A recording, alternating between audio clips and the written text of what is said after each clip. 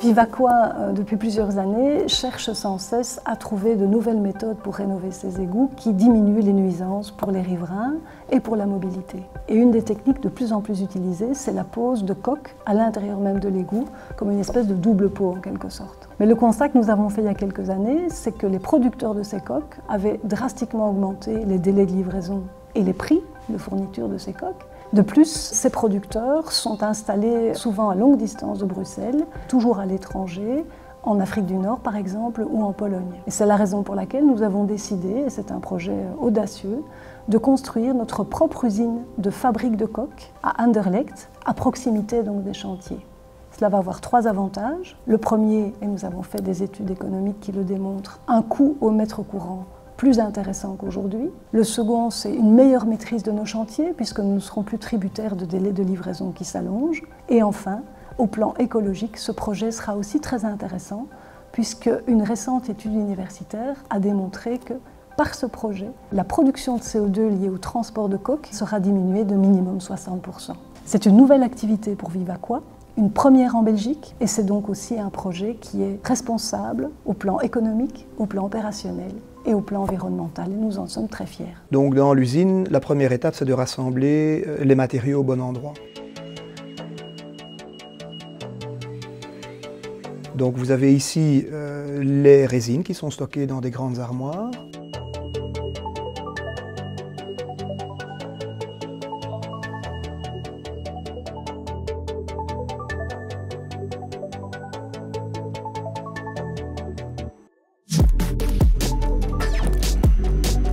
Vous avez le sable, qui est un matériau plus inerte.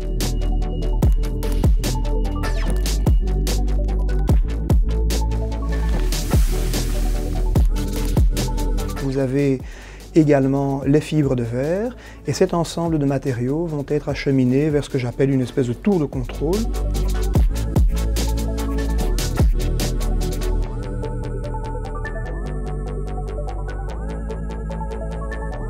Tour de contrôle où on va déterminer en fonction des recettes de la journée le nombre d'éléments que l'on va déverser sur un moule qui tourne. Et donc les matériaux vont être déversés pendant que ce moule tourne et tourne et tourne jusqu'à obtenir la bonne épaisseur des coques.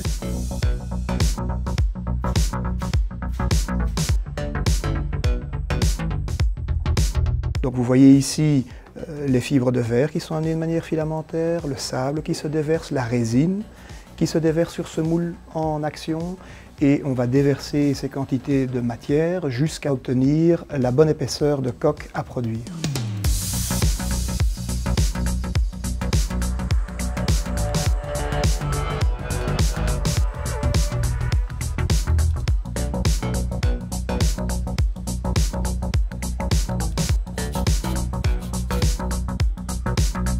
Une fois qu'on a atteint la bonne épaisseur de coque, on va déplacer cette coque sur son moule vers l'atelier de découpe. L'atelier de découpe va terminer la coque en termes de longueur exacte qu'il fallait produire.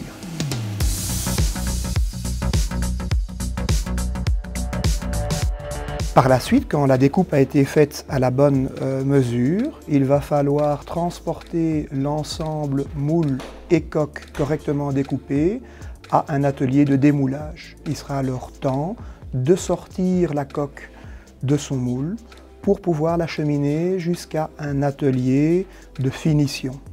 Donc dans l'atelier de finition, ce sont des outils à air comprimé qui seront utilisés pour vraiment aller faire le dernier polissage de la coque, les dernières finitions de la coque, éventuellement les petites réparations qu'il y a lieu de faire suite à toutes ces manipulations. Il ne restera plus qu'à déplacer la coque de l'atelier de finition sur le stock où les entrepreneurs viendront les chercher pour les placer dans les réseaux d'égouts.